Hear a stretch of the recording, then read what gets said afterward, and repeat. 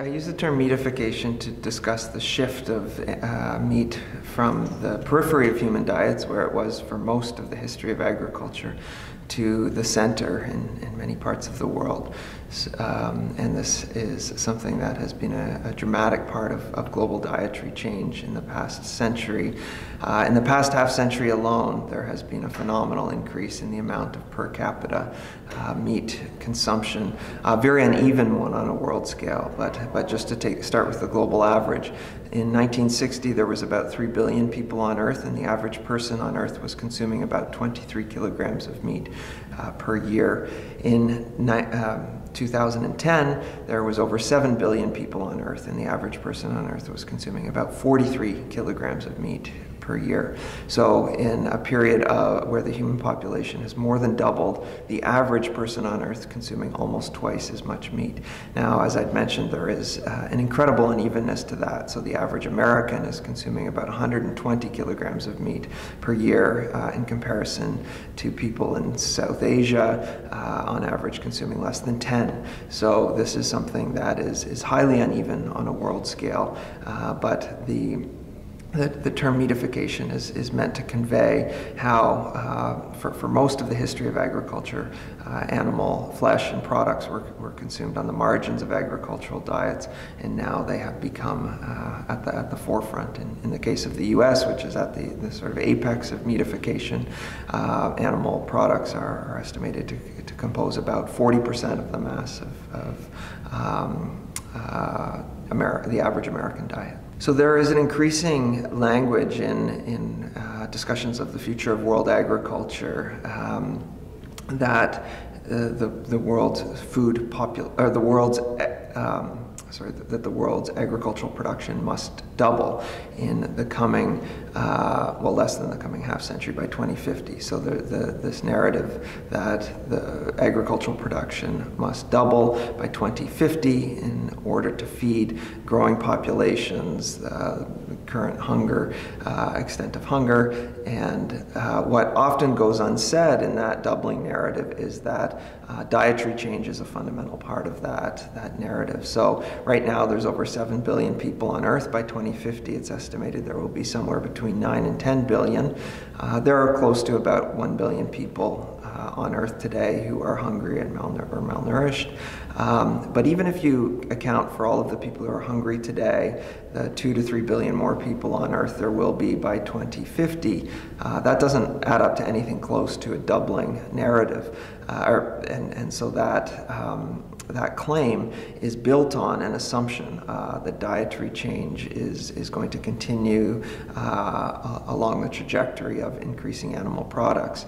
So the meatification of diets is a sort of assumed part of that doubling narrative that I think needs to be problematized. We can't assume it as something that is inevitable. It's something that needs to be challenged and confronted and delegitimized.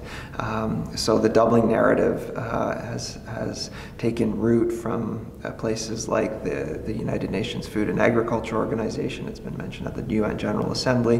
It's also trumpeted by some of the world's leading agricultural corporations, like from Monsanto on the agro-input side to Nestle on the agro-food and processed goods side. But again, the doubling narrative, there will be more people on Earth by 2050, and there are many people who are underfed today, but that doesn't come anywhere near close to a doubling. And in fact, there's more than enough food today.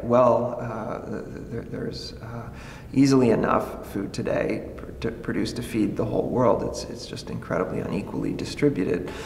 So the FAO, at the same time as it is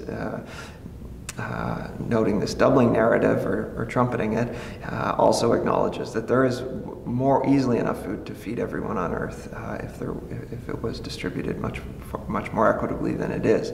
So the doubling narrative is something that doesn't convey many of the very serious contemporary problems in world agriculture, and it doesn't recognize the need to challenge the trajectory of dietary change. It just sort of accepts that dietary change, the continuing meatification. So it assumes that countries, as they become wealthier and more industrialized, that people will consume more and more animal products, again, rather than saying that this is far from an inevitable trajectory and it's something that needs to be challenged. And it needs to be challenged not only in places where meatification is rapidly advancing, like fast industrializing countries like China, but in countries like Canada and the United States, which consume more animal products per capita than the rest of the world. Yeah, this is something that's getting a lot more attention right now, and including at the United Nations Food and Agriculture Organization, is assessments of food waste. And that food waste both at the post-production phase, so from grocery stores to caterers to restaurants to households, there is estimates that an enormous amount of food in rich countries is wasted and thrown out. And so that is something that absolutely is getting attention. And one of the manifestations of that problem is that there's people diving for dumpsters now, the dumpster diving movement that is trying to reclaim some food that is thrown out that is perfectly usable, may have shown certain signs of discoloring, but people going in and salvaging food from dumpsters, from grocery stores and various food retailers, wholesalers. So there is an enormous amount of food waste in the post-production sites, again, households, restaurants, grocery stores, and there's also the issue of food lost pre-production, retailing and household waste. There's also the crops that don't make it to markets, and that's a very considerable issue. And this is more of an issue in poorer countries of the world, the struggles of marketing systems to get food from farm to market. And in some cases, limits of storage in poorer parts of the world as well. So there are the food waste is an issue from poor countries to rich countries, but very different dynamics in those countries. And there's much more issues of post-harvest handling and storage and transport from farm to market. There's much more lost there in the global south in poorer countries, and in rich countries there's far more waste that happens in households from grocery stores and retailers and restaurants. Okay, it's actually 120 billion, and that trajectory is and I have a paper called Towards 120 Billion Dietary Change in Animal Lives. And the point of that is to stress that if dietary change continues, it will be affecting more and more individual animals, not only in the sense of those animals getting raised and killed for food, but in the way they live, the intensity of their confinement, the violence of their lives. And so, again, there's nothing inevitable about that trajectory, but it's the one we're on right now if trends don't reverse. Right now, there are over 70 billion land animals killed for food every year. That's not before we count fish, which numbers are far, far greater. But 70 billion land animals killed for food every year.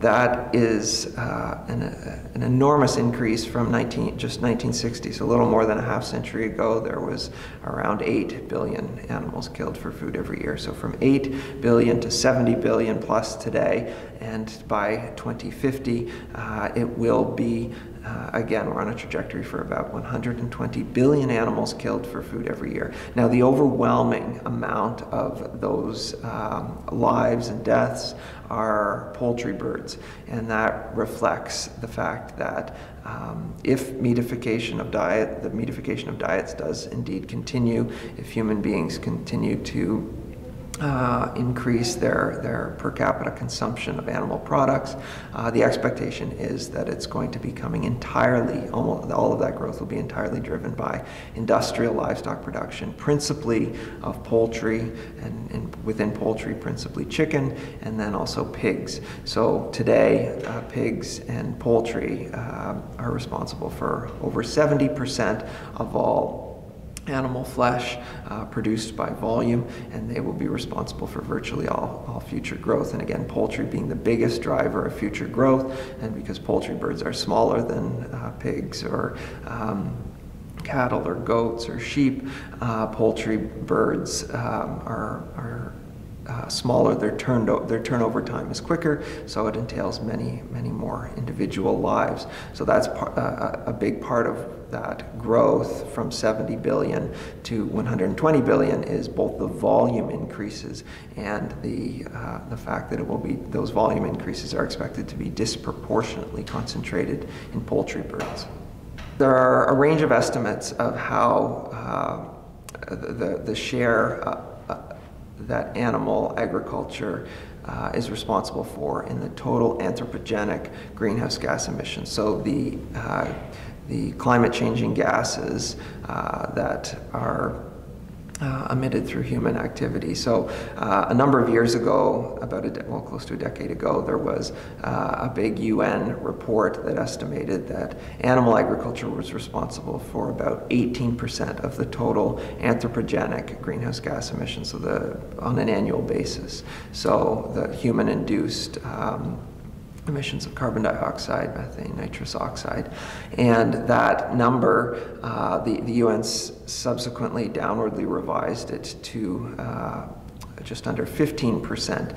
But there have been other estimates that place that number higher. So there's an immense challenge to add up all of the greenhouse gas emissions caused by animal agriculture on a world scale. And even at the lower end of that estimate, 15% is still a very considerable number, and as the UNFAO has emphasized, it's more than all of the transportation sector added up on a world scale. But the greenhouse gas emissions that stem from animal agriculture, one of the biggest factors in that is the clearance and burning of the tropical rainforest for cattle pasture, especially in Amazonia, which is taking one of the most biodiverse regions on Earth and an incredibly immense storehouse of carbon, and the burning of that and turning it into low-density cattle pasture is one very large part of the story of animal agriculture's contribution to annual greenhouse gas emissions. And increasingly in Amazonia, it's not only cattle pasture, there's also feed crops, principally industrial soybeans. So there's the land use conversion for pasture and crops. There's also the role that animal agriculture plays in desertification, which is desertification is driven by climate change, not driven, but it's climate change exacerbates desertification in the sense of increasing temperatures, increasing aridity, is placing certain highly arid regions at greater stress of greater risks of desertification. So climate change is one factor that is exacerbating desertification. Livestock is a factor also in many parts of the world that are undergoing desertification. And desertification also contributes to climate change because the soils, as they desertify, lose some of the carbon that's stored there. So that's another part of this story of greenhouse gas emissions from livestock production. But then there's beyond the extensive ranching and of pasture, both in land use clearance and land use degradation, or land degradation, there is the land use that is given to crops that are then given to animals. And so that part of the story involves all of the fossil energy that goes into the fertilizer, the pesticides, the machinery, in some cases the irrigation pumping that go into producing feed crop monocultures like corn and soybeans and feed crop monocultures occupy about close to a third of the world's arable land. So there's the fossil energy budget in all of those landscapes, which is a source of carbon dioxide emissions. Fertilizer alone is an enormous consumer of natural gas for the manufacture of synthetic nitrogen fertilizer. The manufacture of phosphorus and potassium fertilizer is fossil energy intensive in its mining, refining, often shipping over large distances. So there is a multi-dimensional fossil energy budget in industrial monocultures. And then there's a fossil energy budget as well in industrial systems of industrial livestock. Now some of that energy budget depends on the nature of energy grids that are powering factory farms, but many of them are tied to fossil energy in a range of ways, through energy grids and on-site energy generation, and they're very energy-intensive spaces, and they're running of ventilation systems and heating and cooling, on-site incinerators, and various mechanized dimensions of factory farms relate to an energy budget. So there's the energy intensity of factory farming, the energy intensity of industrial monocultures, and there's the wastefulness of all of that. So a lot of the nutritional value of crops is lost in cycling it through animals. So and then there's also the story of flatulence, animal flatulence in ruminants, widely recognized as a major emitter of methane. And the fertilizer story is also a major source of nitrous oxide emissions, which is a potent greenhouse gas, as is animal manure on a world scale, an important source of nitrous oxide. So when you add all of those emissions up, animal agriculture is a very considerable factor in greenhouse gas emissions that are emitted every year. But part of the complexity of coming at a specific number, and why some people argue the number could be much higher than 15%, is because there's a need to take count of historic land use change and not just the contemporary sort of annual emissions that happen right now, but going back in time and recognizing that animal agriculture is by far the biggest human land use.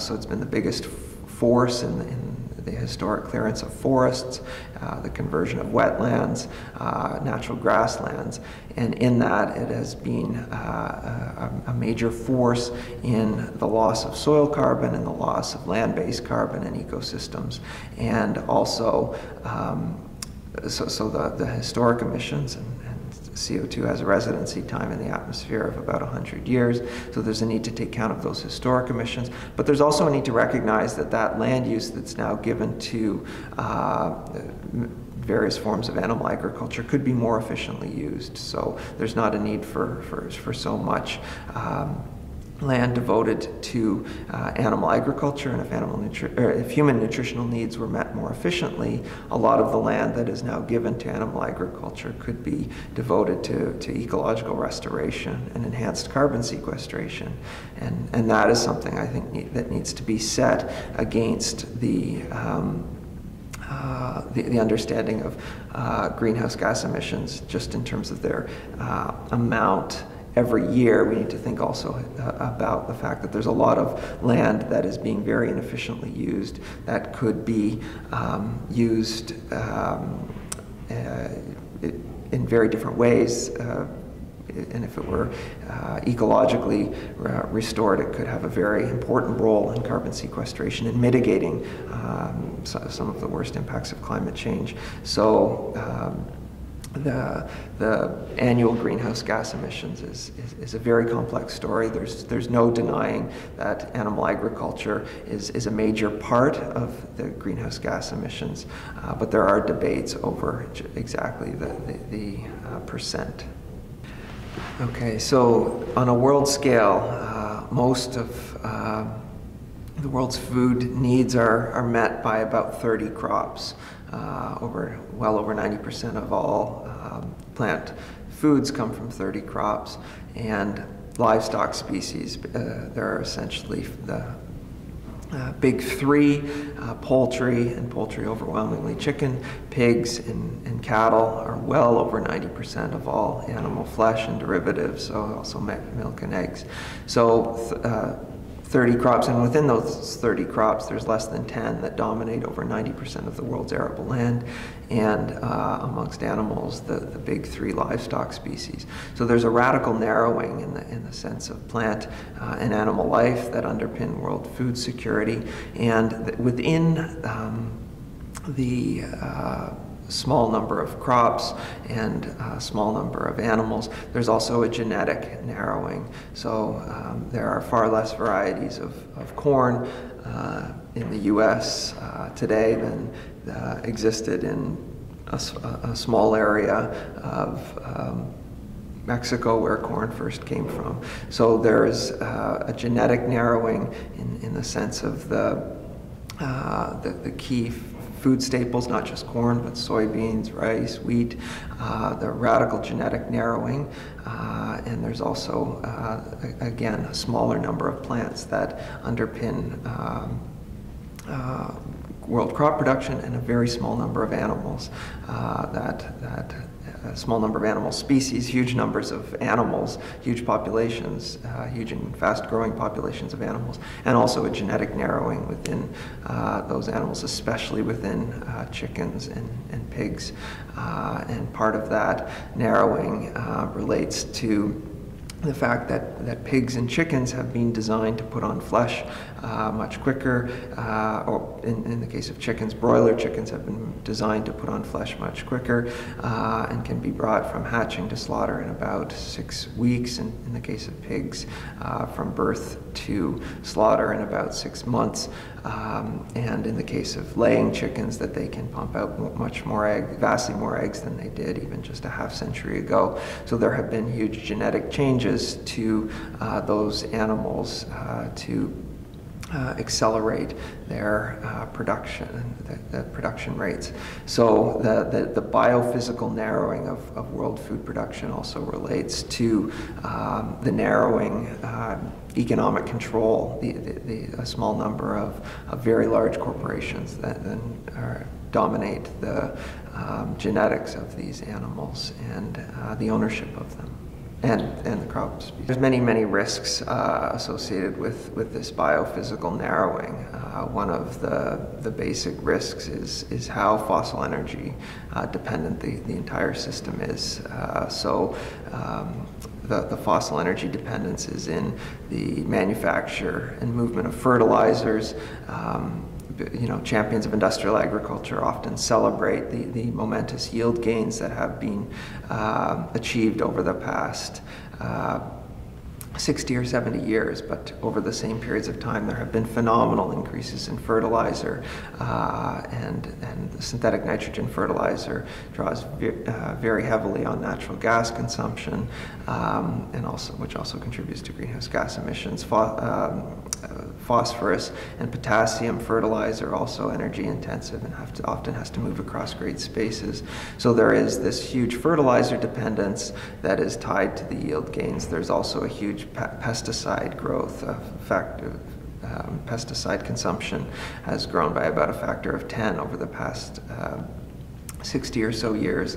So there is a phenomenal increase in agricultural inputs. There's also a phenomenal increase in irrigation. So industrial monocultures tend to be thirstier crops than plants grown in intercropped systems. So the increased irrigation demands is tied to freshwater withdrawals, in some cases overpumping of underground aquifers. In the case of the US High Plains, there is an incredible dependence upon the pumping of the Ogallala Aquifer that's basically an ancient lake that's not being renewed, and so it's like water mining, and so there is this extreme dependence upon what is a finite resource.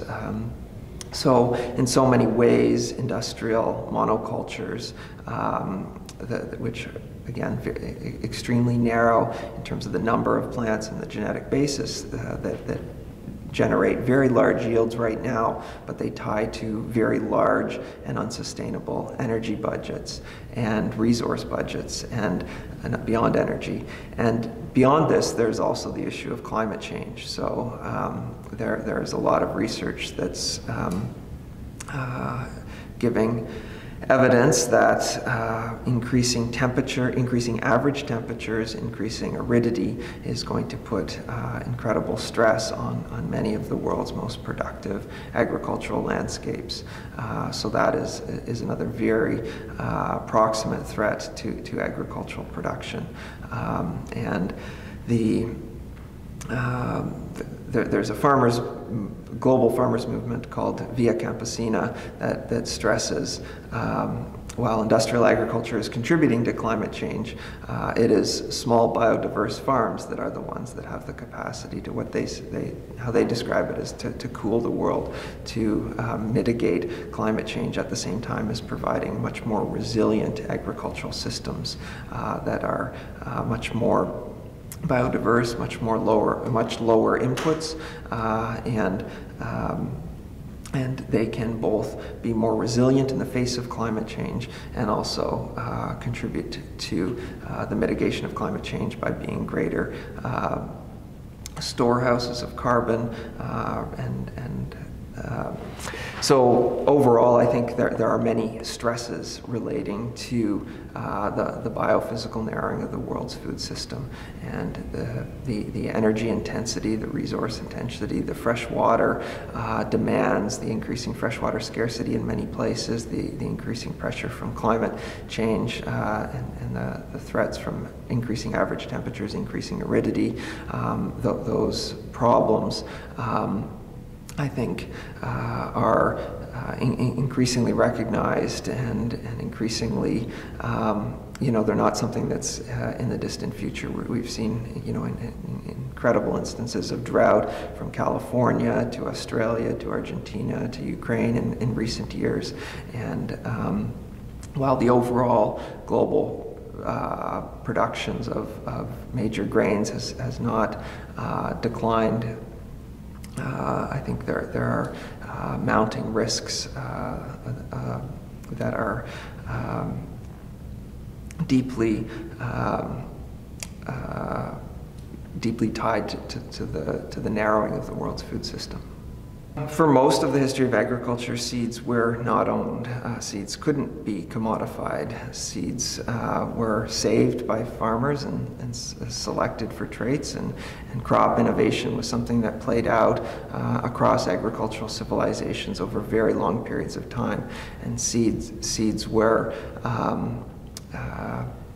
something that were not ownable. They were something that were not commodifiable in the sense of people weren't forced to pay for them on a year-to-year basis. The seeds would be saved and stored and selected, and again, over long periods of time, agricultural civilizations innovated crop diversity and built this moment, one of humanity's greatest legacies of the diversity of crops was built by human ingenuity that played out over many generations across a whole range of cultures. And one of the reasons why seeds were hard to commodify is because they basically regenerate themselves. So seeds could they obviously, on one hand, they produce an end product that people consume, but they also they reproduce themselves, and so some can be saved and stored for the future production. And so seeds, all of which is not to say that farmers didn't from time to time go into markets. Maybe a crop failed and they had to buy some seeds from another farmer, or or maybe they wanted to grow something they didn't grow before. So it's not to say there weren't such things as seed markets at small scales, but they were on the margins of agricultural civilization. Seeds were not something farmers assumed would be bought on an annualized basis. And in fact, even if a farmer did want to plant a new crop, or even if a farmer's harvest did fail and they had to buy seeds to replant their field the next year, they wouldn't then need to buy it the next year. They could save after the next successful harvest. So the process of seed selection and saving is one that was played out through many generations over the 10,000-year history of agriculture. And again, it led, one of its great manifestations was the incredible diversity of crops that were developed Jack Kloppenberg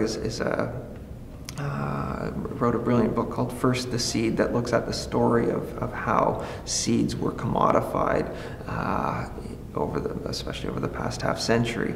Well, beginning earlier, but especially over the past half century, the intensifying commodification of the seeds, where seeds went from being something that were annually saved and selected and stored by farmers to something where farmers were forced into markets on an annual basis to buy seeds. And so that's a very long story, and again, he tells it brilliantly in the book First the Seed, the story of the seeds going from something that were saved and selected into something that became an annualized purchase.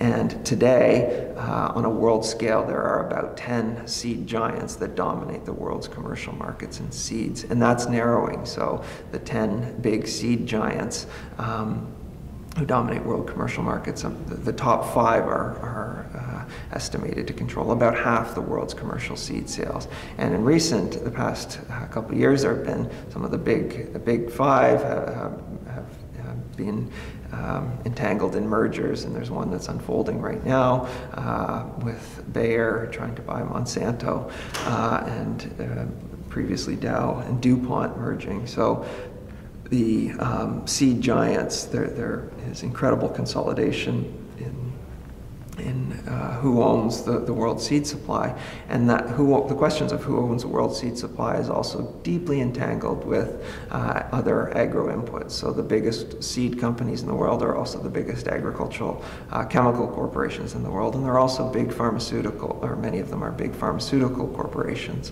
And one of the reasons why seed and chemical corporations are entangled with pharmaceuticals is because so much of the pharmaceutical industry is oriented towards animal production. And so in the US, in the case of the United States, livestock consumes about 4 times as much antibiotics than does the human population. So there's this nexus of power between pharmaceuticals, agricultural chemicals, and seeds. And again, in the case of seeds, about 10 very large players control a very large share of the world's commercial seed market. And in the case of genetically modified seeds, there's really only 3 dominant players on a world scale. 3 corporations control almost all of the world's commercial sales in genetically modified seeds. In terms of replanting of seeds, it's not only genetically modified seeds that farmers are forced into the market every year to buy, it's also hybrid seeds. So hybrid and GM seeds farmers buy on an annualized basis. In terms of genetically modified seeds, the dominant crops on a world scale that are genetically modified, there's really only 4 biggies. That's corn, soybeans, cotton, and canola, in terms of the commercial acreage in genetically modified seeds. In those cases, farmers must buy genetically modified seeds on an annual basis. There are patent protections. Those corporations are very aggressive in pursuing farmers in cases of patent infringement. And so in the case of genetically modified seeds, there is a very clear demand that farmers must go into the market every year to buy their seeds. In the case of hybrid seeds, farmers could conceivably save, but they have diminishing returns over a relatively short window. So there's not in practice, farmers or farmers cooperatives could manage a hybrid seed store, a seed bank, and farmers, a farmer collective could conceivably generate hybrid seeds that could be produced to maintain yields, but that would need to be managed very consciously. In practice, what happens is hybrid seeds force farmers into the market on an annualized basis. So genetic modification, there's a sort of a more aggressive control that farmers buy their seeds every year. In the case of hybrids, it is a sort of, it's a process that happens. Farmers who grow hybrid seeds do buy their seeds every year rather than saving them. But if you didn't grow hybrid seeds or you didn't grow GM seeds, you could save your seeds. But one of the things that's unfolding right now is, in some cases, farmers who have fields where GM crops have dispersed to, they've been taken to court for patent infringement, even if they weren't consciously trying to plant GM seeds. The GM giants have tried to prosecute farmers for basically stealing their intellectual property when seeds have been caught in their fields, even if that wasn't their intent to grow them. So the question of seed ownership is, in the case of GM, there's a very aggressive way that farmers are forced to purchase seeds on an annual basis. In the case of hybrid seeds, farmers could conceivably save and reuse, but there would be diminishing returns. So the only way that there would be around the hybrid seed, the diminishing returns on hybrid seeds would be for, say, a farmers collective to manage the regeneration of seed stock in a very conscious, deliberate way, which doesn't in practice really happen. So farmers with hybrids are also forced to purchase them on an annual basis. And again, Jack Kloppenberg's book, First the Seed, looks at how the growth of hybrids led to the increasing reliance of farmers on annualized seed purchases. And to be clear, it is in many ways easier to go into the market and buy seeds rather than and saving and selecting them, and that convenience is certainly part of this whole story, but it's also part of the story of how farmers have increasingly been forced to purchase many things, not just the seeds, but also the chemicals that they're tied to, increased fertilizer consumption, increased irrigation, because hybrid and GM seeds are very input intensive, and so the increasing commodification of the seed is tied to increasing dependence of farmers on a whole array of inputs, which ties to greater capital expenditures, it also ties to greater mechanization, and it ties to greater debt loads. And so over the long the period of the commodification of seeds, increasing agricultural inputs, increasing mechanization, there's been an incredible consolidation of farms, and the former U.S. Secretary of Agriculture described the pressure as to get big or get out, that farmers had to cope with rising costs and falling farm gate earnings by either mechanizing and growing in scale or getting out of agriculture.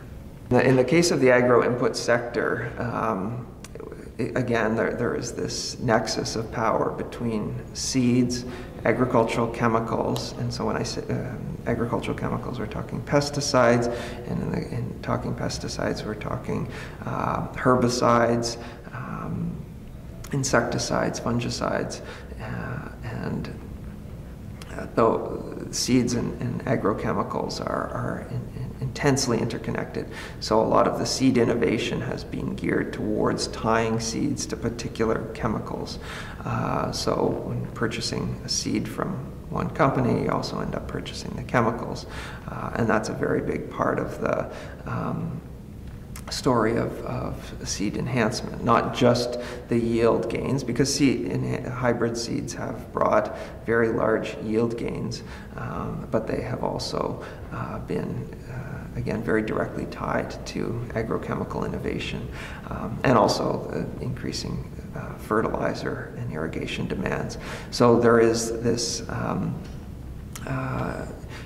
the agro-input side of things, there is this incredible consolidation of power around historically seeds and chemicals, and increasingly in the past 2 decades also animal pharmaceuticals. So the seed chemical pharmaceutical nexus is enormously powerful on the agro-input side of things.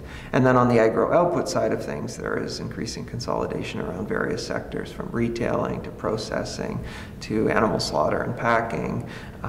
So in grains and oilseeds processing, there are the famous ABCDs, the small number of agricultural giants: Archer Daniels Midland, the A, the B, Bunge, C, Cargill, D, Louis Dreyfus, the 4 big players that are dominant on a world scale in terms of world grain trade, grain and oilseeds. And so there is consolidation around animal slaughter and packing, within countries like the U.S., but then also on a global scale. And then on the retailing side of things, the packaged and processed foods.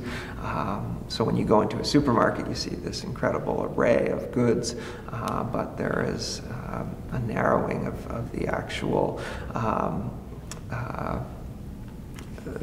economic basis of that food system. So the shelves that you see filled with all these different food items, there's a very small number of very big corporations that are behind that, there's also a narrowing in the sense of what is the actual biological basis of that food supply.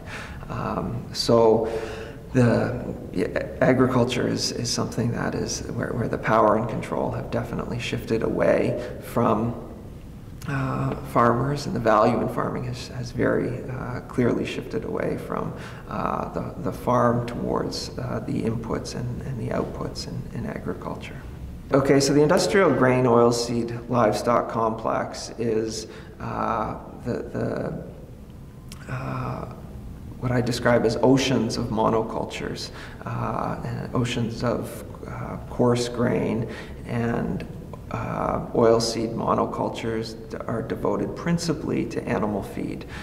So in North America, Canada, and the US, a large share of our arable land, that is land given to crops, permanent crops, is devoted not directly to foods that are consumed by people, but crops that are going into animal feed, that are fed to concentrated populations of animals, factory farmed pigs and chickens, principally, also increasingly dairies becoming increasingly factory farmed, and then also feedlot cattle. So cattle are often started on pasture and finished on feedlots, which also ties to these grain and oilseed monocultures. So the industrial grain, oilseed, livestock complex is this monocultures of a small number of coarse grains, principally corn or maize, and oilseeds, principally soybeans, that are fed to animals. And those landscapes, as I said, in North America occupy a large majority of all cropland. On a world scale, the industrial monocultures given to animal feed control about close to a third of all arable land. So this is an enormous force in world agriculture. Coarse grain and oilseed monocultures that are being fed to concentrated populations of animals, or what I describe as islands of animals. And those islands of animals are growing in scale, they're growing in populations, again, principally poultry and pigs, and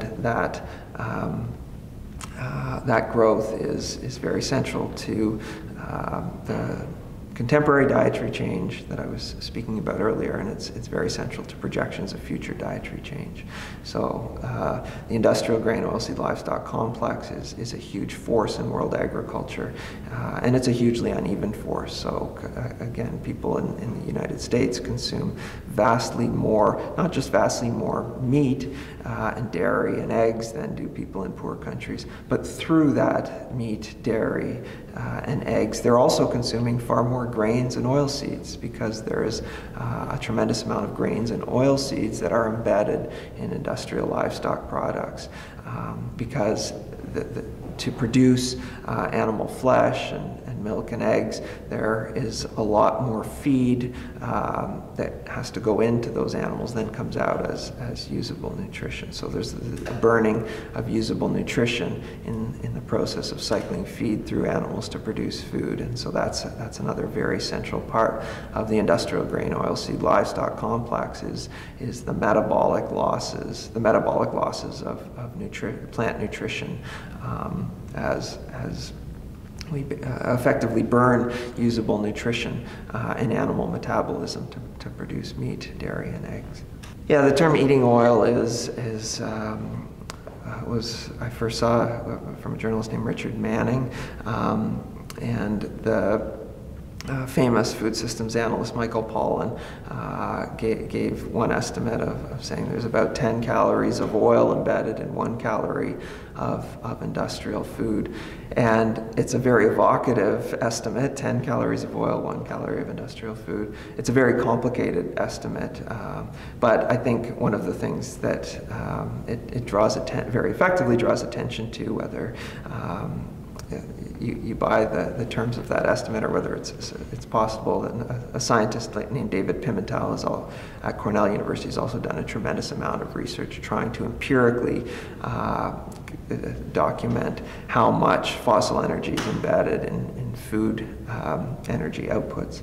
But again, beyond the specifics of oil energy in to food energy out, there is this deep, intractable dependence of our food system on oil and also on natural gas. And so that relates to the dynamics of soil degradation. Our soils are fundamentally tied to fossil energy. Our food system couldn't function without enormous inputs of synthetic nitrogen fertilizer, phosphorus and potassium fertilizer, all of which contain very large energy budgets.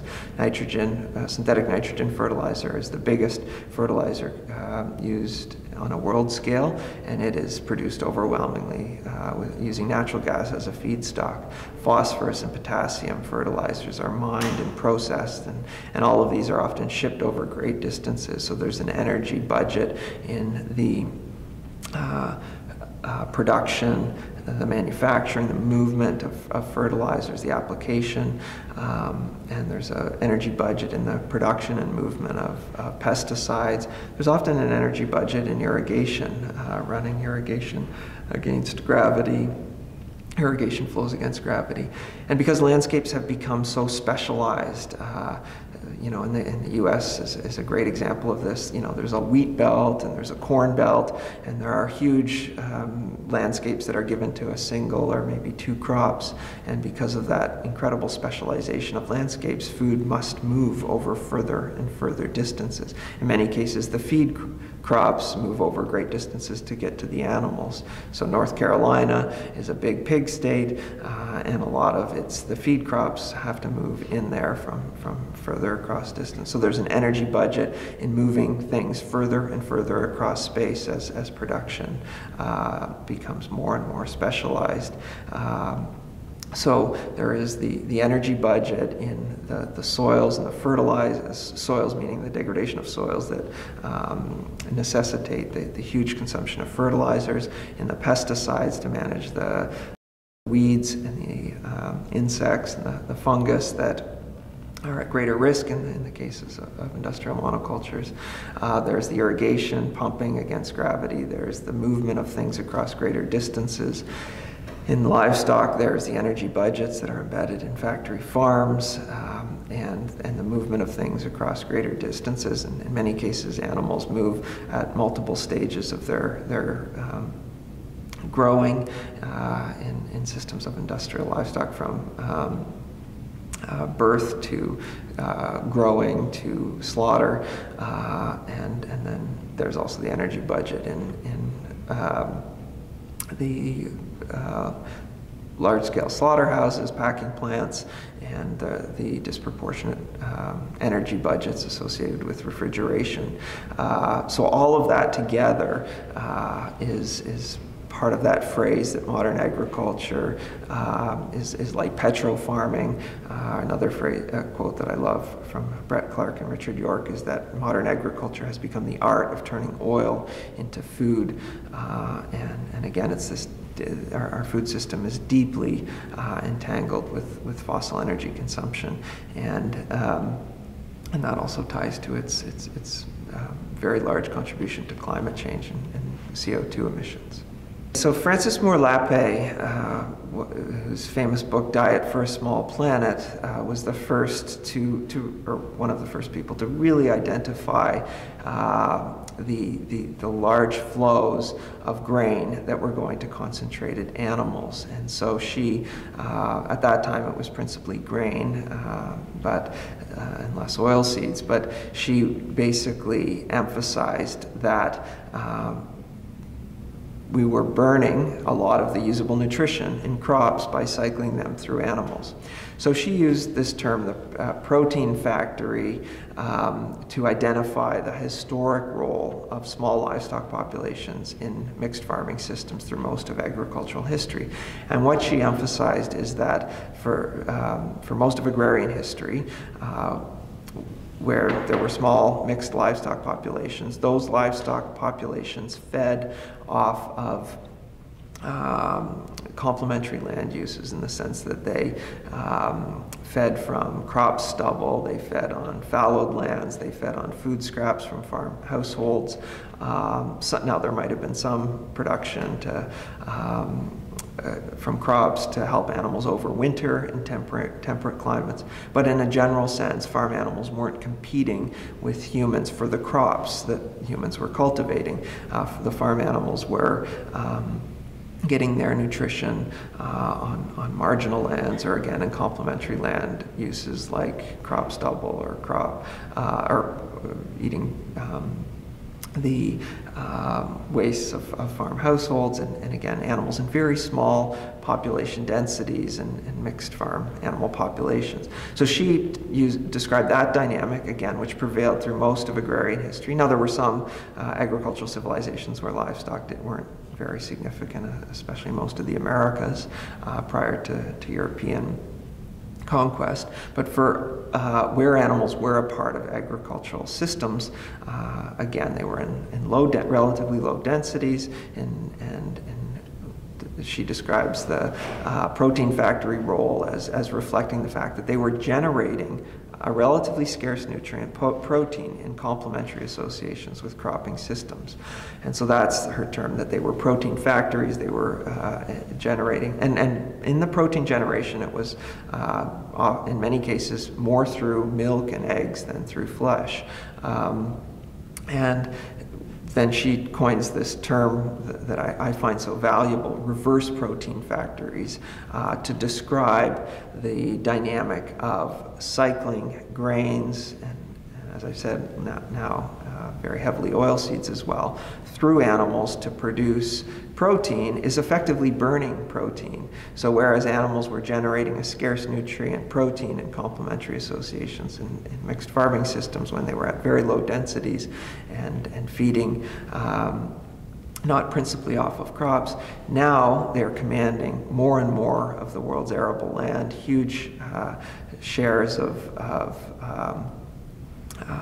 farmland on a global scale, and again in North America, the majority of crops are given principally to animal feed. On a world scale, close to a third of all arable land given to crops that are going into animals. And so she was one of the first people to identify the immense nutritional inefficiency in that process, in that dynamic of feeding grains and again, increasingly oilseeds to livestock, you're basically burning a lot of the usable nutrition in plant production as it is lost in animals' metabolism before it becomes flesh, milk, and eggs.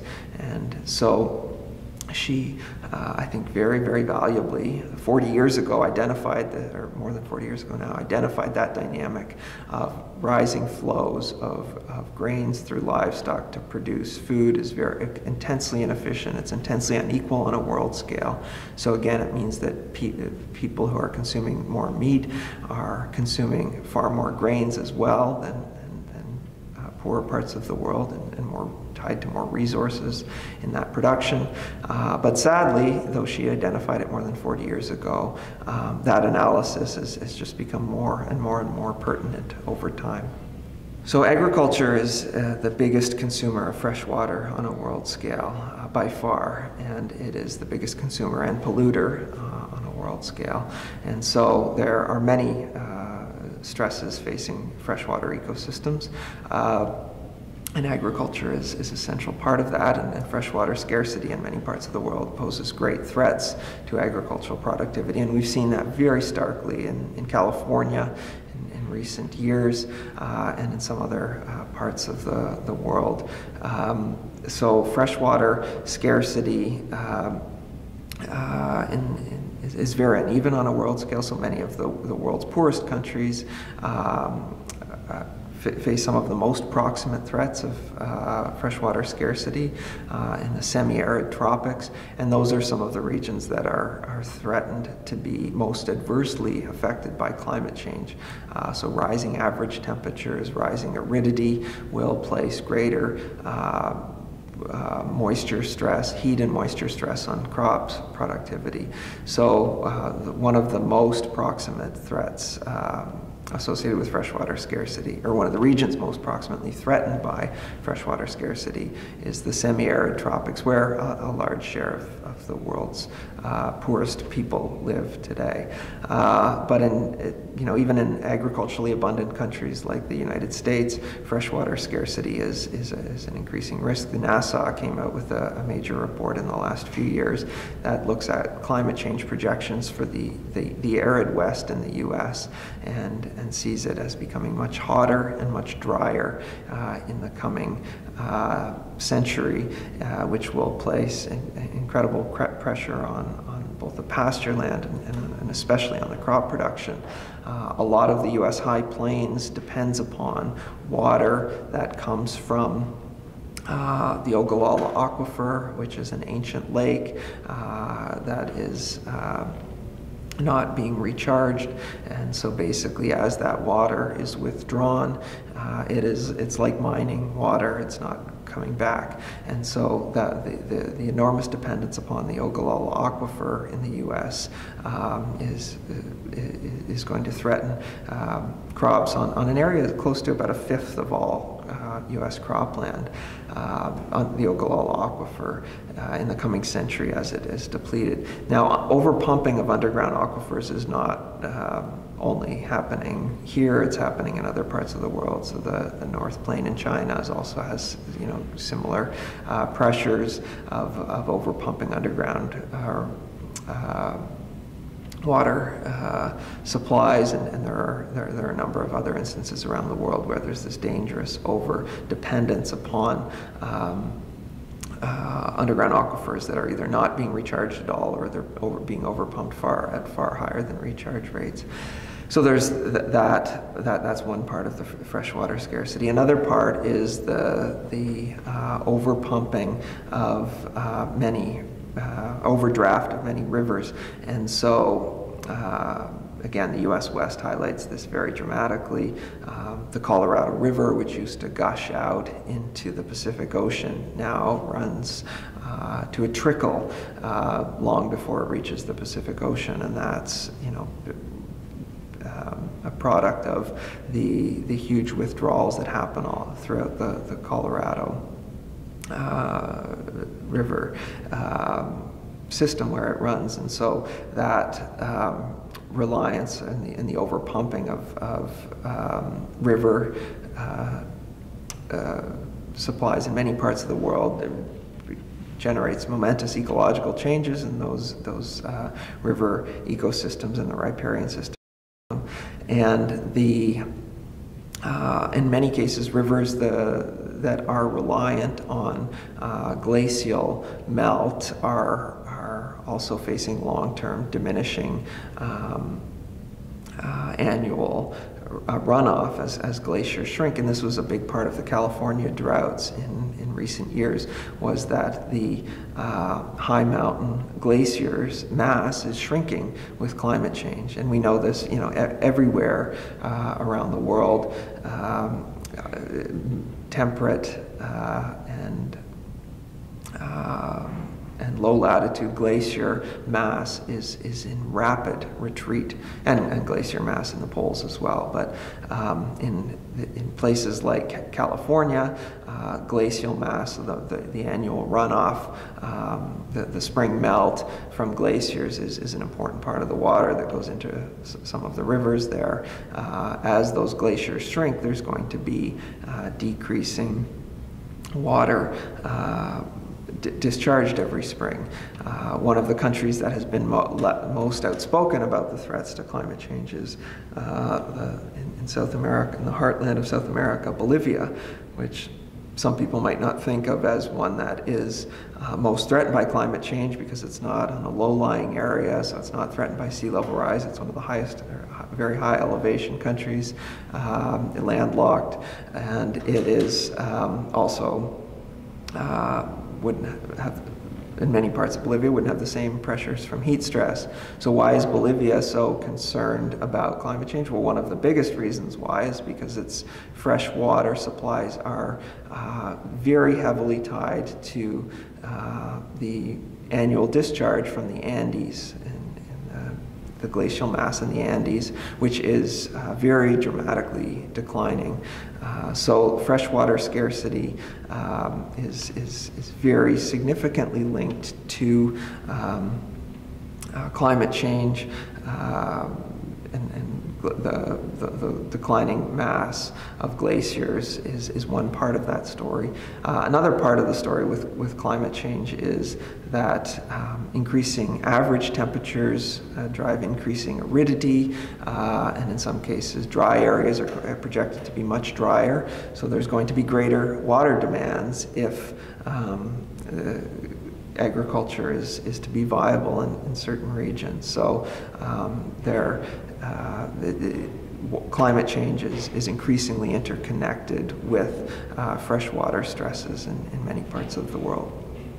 One of the things I've tried to do with the discussion of meatification is to stress that it is a momentous issue for social justice, it's a momentous issue for environmental change, environmental degradation, the loss of biodiversity, climate change, and it's a momentous aspect of how human beings interact with other animals, and increasingly other animals that they don't see or think about, that are hidden in our landscapes. Their lives are governed in greater intensity with greater violence, and people are consuming them at a greater scale than ever before, but they're losing the sort of sight, the falling out of sight and consciousness in our modern world.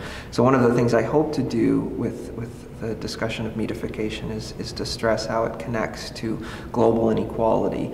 It reflects global inequality. It is something rich countries consume vastly more meat than do poor countries. It's also exacerbating global inequalities, both in the uneven pull on the world's grain and oilseed supplies and other resources, and also in terms of the contribution to climate change. And again, it's increasingly bearing on the lives of billions and billions of animals who are increasingly farmed in intensive ways. So it has this momentous bearing on our relationship with other species. And so I think, for me, one of the hopes with the discussion of meatification is to position it centrally as an issue of social justice. Any hopes for challenging the trajectory of environmental degradation we're on, I think we need to confront this very centrally, and in terms of building more humane and equitable and sustainable societies, I think that dealing with the vector of meatification is really inescapable.